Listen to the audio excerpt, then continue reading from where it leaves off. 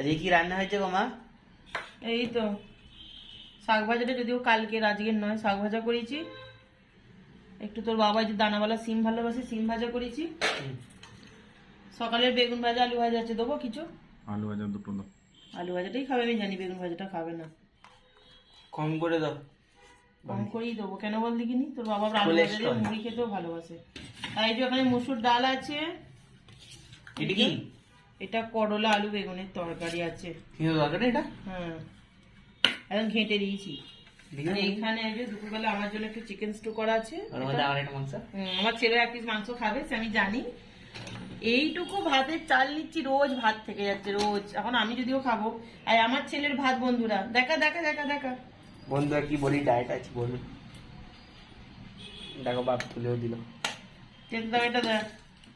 ঠিক আছে বন্ধুরা, তো খাওয়া দাওয়া শুরু করছি। আজকে এইটুকুই লাঞ্চ থালি হয়েছে। কেমন লাগলো অবশ্যই কমেন্টে জানাবেন, ভালো লাগলে একটা লাইক করে দেবেন।